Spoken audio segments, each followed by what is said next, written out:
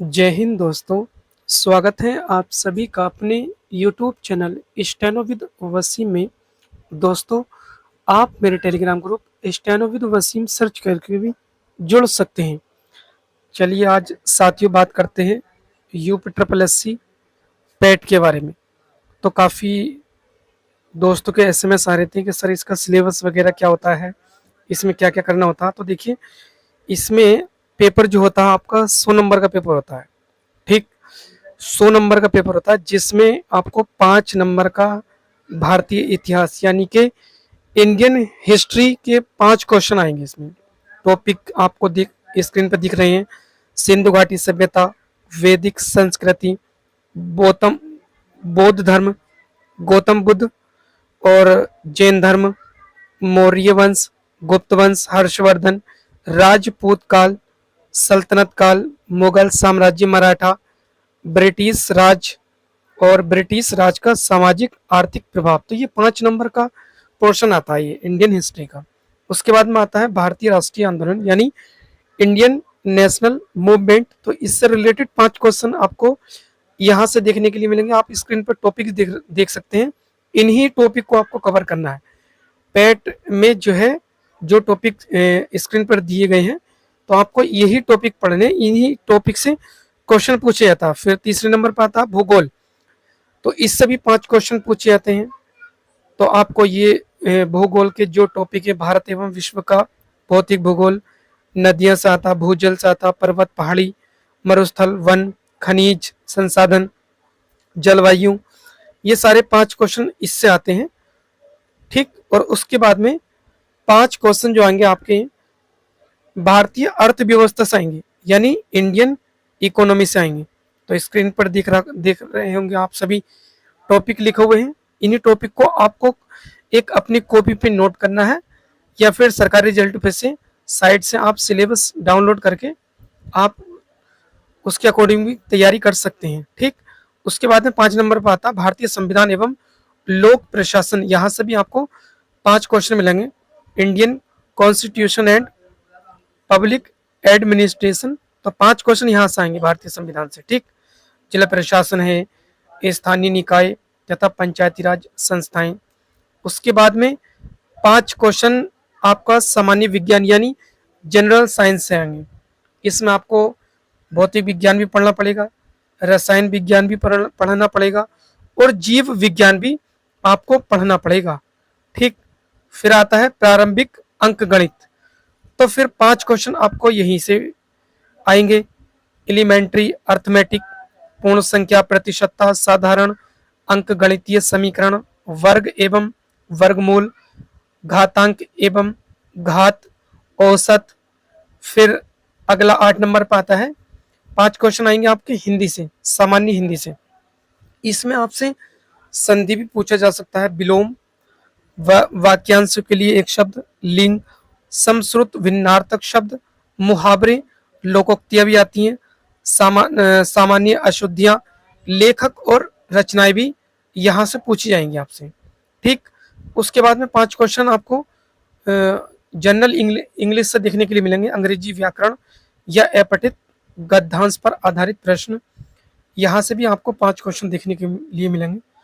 उसके बाद में आता है लॉजिक एंड रीजनिंग यानी तर्क एवं तर्क शक्ति।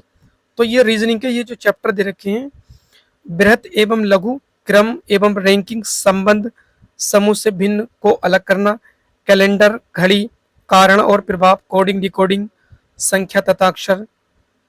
तो इसी तरह से ये 5 क्वेश्चन आपसे रीजनिंग के पूछे जाएंगे।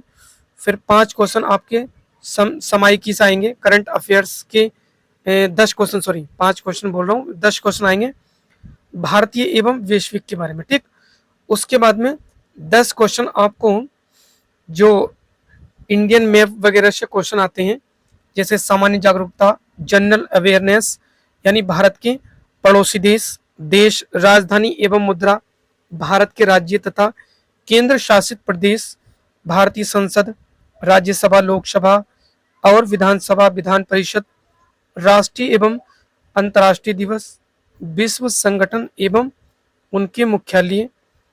और फिर यहाँ से भी क्वेश्चन पूछे जाते हैं भारतीय पर्यटन स्थल से, या भारत की कला एवं संस्कृति और भारत एवं विश्व के खेल। तो इसी तरह से ये 100 नंबर का आपका पेपर आता है पेट का।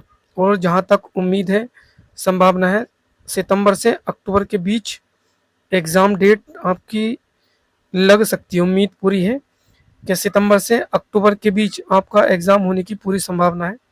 एग्ज़ाम ये 1 से 2 दिन होता है, मतलब 2 शिफ्ट में या 3 शिफ्ट में भी 2 शिफ्ट में एग्ज़ाम होता है इसका। तो इसी तरह से आपको तैयारी करनी है, आपको सिलेबस देखना है। इसका सिलेबस एक बार अपनी कॉपी पे नोट कर लेना है, और नोट करने के बाद में आप किसी भी कोचिंग सेंटर से जहाँ से भी आपके नोट्स आपने पढ़े हैं, आपको ये चैप्टर नोट करके उन पे निशान लगा के तब आपको पढ़ना है कि सिंधु घाटी सभ्यता पढ़ना है। तो यहीं से ही आपके क्वेश्चन पूछे जाते हैं इसमें। तो आप लोग ज़्यादा से ज़्यादा इसमें सभी को फॉर्म डालना है, क्योंकि आप जब पेट का एग्ज़ाम दे देंगे उसके बाद में यूपी ट्रिपल एस सी से स्टेनो की वैकेंसी आएंगी, क्लर्क की वैकेंसी आएंगी, जेई की वैकेंसी आती है, जैसे लोअर पीसीएस की वैकेंसी आती हैं। ठीक, तो ये जो है सारी जो वैकेंसी आएंगी वो पेट 2025 से आएंगी। तो आप सभी को इसमें फॉर्म डाल के इसकी तैयारी अच्छे से करनी है। और अभी देखिए एक बात और, जैसे 1224 स्टेनोग्राफर की जो वैकेंसी है आई थी, अभी उसका एग्ज़ाम नहीं हुआ है। उसका भी एग्ज़ाम देखो बहुत जल्द हो जाएगा, 2 3 महीने में उसका भी एग्ज़ाम हो जाएगा। तो उम्मीद ये है उसमें भी लगभग 300 के समथिंग पद जुड़ने की संभावना है 1224 स्टेनो। तो जिसका जो फॉर्म पड़ा हुआ है 1224 स्टेनो हो या 5512 को जो एग्ज़ाम लगा हुआ है, आप लोग उसकी अच्छी तरीके से तैयारी करिएगा।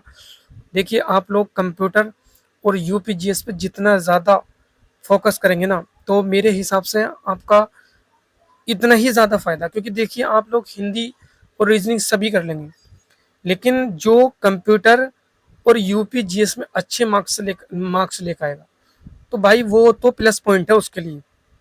यदि आप कंप्यूटर में भी अच्छा स्कोर नहीं कर पाएंगे यूपीजीएस में, तो फिर बात नहीं बन पाएगी उसमें। आपको पता ही है कंपटीशन कितना हाई फाई हो रहा है, और कट ऑफ भी बहुत हाई जा रही है। और एक वैकेंसी निकल जाने का मतलब दोस्तों 1 साल खराब है, पूरा पूरा 1 साल खराब होता है। 1 साल फिर से ही आपको दोबारा से नई सिरे से तैयारी करनी पड़ेगी। तो कब तक एक ही बार इसी तरह से एक ही बार ही तैयारी नहीं कर लें जिससे एग्ज़ाम पास ही हो जाए। मैं ये चाहता हूँ कि आप सभी इसकी तैयारी करो। पेट 2025 की जिस ये एग्ज़ाम लगा हुआ है, जो नए लोग हैं वो 2025 पेट की तैयारी करिएगा। जिसका 5512 एग्ज़ाम लगा हुआ है वो उसमें पूरी जी जान लगा दे उस एग्ज़ाम के लिए, 5512 के लिए, क्योंकि ऐसा मौका आपको कभी भी नहीं मिलेगा। उसके बाद आपको आपका एग्ज़ाम है स्टेनो का 333 वाली वैकेंसी का, उसका भी बहुत जल्दी देखो जुलाई में उम्मीद है उसका एग्ज़ाम हो जाए एजीटीए का, और उसका जुलाई अगस्त में एग्ज़ाम होने की पूरी संभावना है।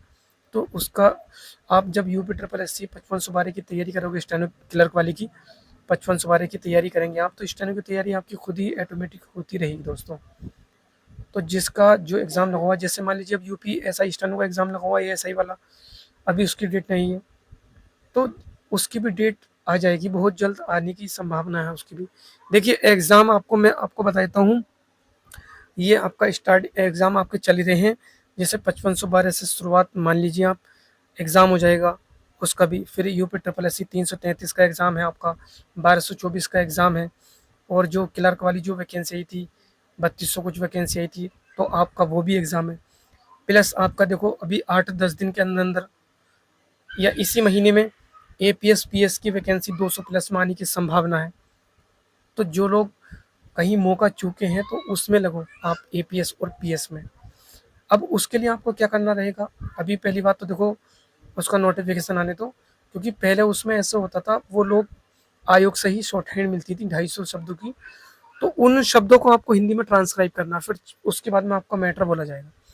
तो अभी लगभग मुझे लगता है कि 10 से 20 वैकेंसी हिंदी एपीएस वगैरह की हो सकती है कोर्ट में। ठीक, तो ये वाली जब वैकेंसी पूरी पूरी हो जाएगी, उसके बाद में जो वैकेंसी आएगी आपकी स्टेनो और क्लर्क की आएगी कोर्ट से, जो कि एक विशेष वैकेंसी होगी और बहुत बड़ी वैकेंसी होगी। ऐसी वैकेंसी मुझे नहीं लगता कि कभी वैकेंसी आएगी जितनी वैकेंसी हाई कोर्ट स्टेनो की इस बार आने की संभावना है। तो ये चांस आपके पास 2025 का पेट का भी अच्छा चांस है, और जो आने वाली जो वैकेंसी आप लोग तैयारी करिएगा बहुत अच्छे तरीके से। किसी भी चीज़ को हल्के में नहीं लेना है। कभी आप सोचो कि मेरी इंग्लिश अच्छी तो मुझे इंग्लिश पढ़नी है, क्योंकि मैंने देखा अक्सर काफ़ी लोग ये सोचते हैं कि बस वो इंग्लिश इंग्लिश पढ़ते हैं, वो शॉर्ट हैंड नहीं करते, वो रीजनिंग नहीं पढ़ना चाहते हैं, जीएस नहीं पढ़ना चाहते हैं, हिंदी नहीं पढ़ना चाहते हैं, मैथ नहीं पढ़ना चाहते। वो सोचते हैं बस इंग्लिश इंग्लिश पढ़ना है, रीजनिंग घर प्रैक्टिस कर लेंगे, जीएस हम पढ़ रहे हैं। तो देखिए इस तरह से काम नहीं चल पाएगा।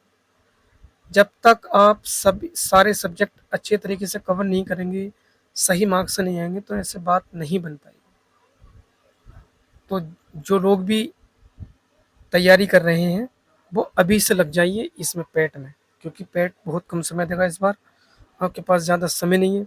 आपने एसएससी स्टेनोग्राफर में देख लिया है, हर बार सीजीएल का, एमटीएस का और डाटा एंट्री का एग्ज़ाम पहले होता था, लेकिन इस बार उन्होंने बाद में एग्ज़ाम करा रहे, स्टेनोग्राफर का एग्ज़ाम पहले होगा। तो जो लोग चैनल पर नहीं जुड़े हैं, आप सभी चैनल को सब्सक्राइब कर लें, ताकि सभी तक नोटिफिकेशन पहुंच सके और सही जानकारी आप सभी तक पहुंच सके। धन्यवाद दोस्तों।